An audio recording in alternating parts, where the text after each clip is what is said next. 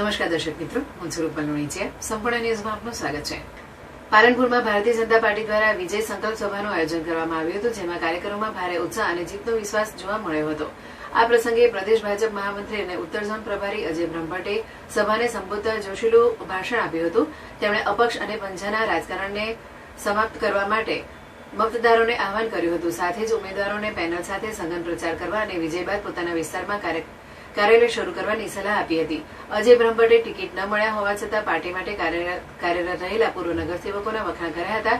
જ્યારે ભાજપ છોડીને કોંગ્રેસ અથવા અપક્ષ તરીકે ચૂંટણી લડી રહેલા પૂર્વ નગરસેવકો પર આકરા પ્રહારો પણ કર્યા હતા. સભામાં પાલનપુરના ધારાસભ્ય અનિકેતભાઈ ઠાકર, શહેર ભાજપ પ્રમુખ પ્રશાંતભાઈ ગોહિલ અને પૂર્વ ધારાસભ્ય મહેશભાઈ પટેલ સહિત ભાજપના હોદ્દેદારો, કાર્યકરો અને ચૂંટણી લડી રહેલા ઉમેદવારો મોટી સંખ્યામાં હાજર રહ્યા હતા. આજે પાલનપુરમાં આખા પાલનપુરની વિજય સંકલ્પ સભા હતી. એની અંદર પાલનપુરના કાર્યકર્તાઓ અને નગરજનો ઉપસ્થિત હતા.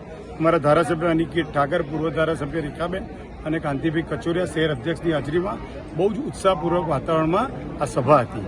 કુલ મળીને પાલનપુરમાં અપક્ષોનું રાજકારણ ખતમ થાય અને દેશ વિરોધી પંજાનું પણ રાજકારણ પાલનપુરમાં ન ઘૂસે એના માટેની ખૂબ જ ઉત્સાહપૂર્વક વાતાવરણમાં વાત કરવામાં આવી. મને એવું સ્પષ્ટ દેખાય છે કે આવનારા દિવસોમાં પાલનપુરમાં 44 સીટ ભારતીય જનતા પાર્ટી લેશે.